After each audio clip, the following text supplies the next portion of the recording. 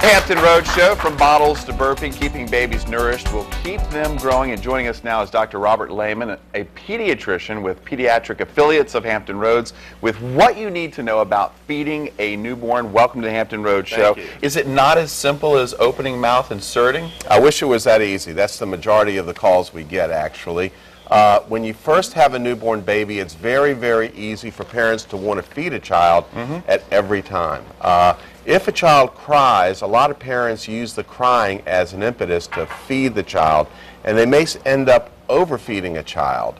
I did bring something to show the stomach sizes of children. Which is really amazing. Please show this to us. And this shows actually here the stomach size of a newborn infant, the stomach size of a child at 3 days, and the stomach size at 10 days of life.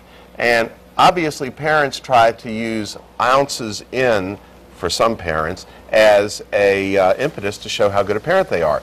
So many parents that see that they give 2 ounces to a kid find out another parent gives 4 ounces, they want to up it to that, and this also can lead to pediatric obesity early in life. So you don't want to stick with the Joneses. You want to just make sure that the child's getting enough. Well, how do you know when it's enough? Well, here's the thing. When you first have a child and they're born, there is a 10% allowable weight loss in the first 2 weeks of life. Okay. So a parent many times who may be wanting to breastfeed or even bottle feed tries to overfeed their child when they find out their child is initially losing weight. Pediatricians will allow a child to lose 10% and not even bat an eye. We will, if they get below 10%, want to get some blood work to make sure that they don't have an issue with electrolytes or dehydration. But parents do need to know that they can have that initial decrease. All right, real quickly, breast or bottle? Of course, everyone prefers breast. I think every pediatrician would underscore that. Yeah. Breastfeeding is the way to go. Remember that formulas are trying to emulate breast milk, and that is the standard by which we should feed our children. You know, humans are the only animals that give milk from a different species to our offspring. So all formulas are trying to emulate breast milk. Okay, so of course, if you can, you want to stick with breast milk. If not, bottle's okay. What other messages would you like to get across to moms with new babies? Well, I believe that parents also need to know that mixing a formula, if they are using formula, they need to mix it just as they should. Right. Sometimes parents will try to stretch formula out by adding more water. Sure. We don't want them to do that. Do not give any juices to children.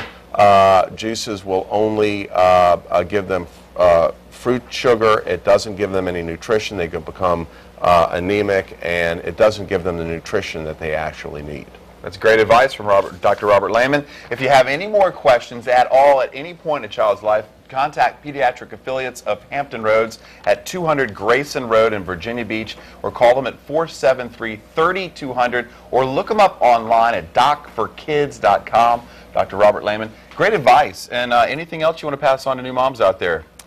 Just talk with your pediatrician, because we're the experts to help you with your newborn baby. And it gets started well before birth, doesn't it? It does. There's actually some studies to show that what a mother eats while she's carrying her infant does influence the child with how they want to eat later on in life. And I find that fascinating. Thanks for joining us this morning. Thank you.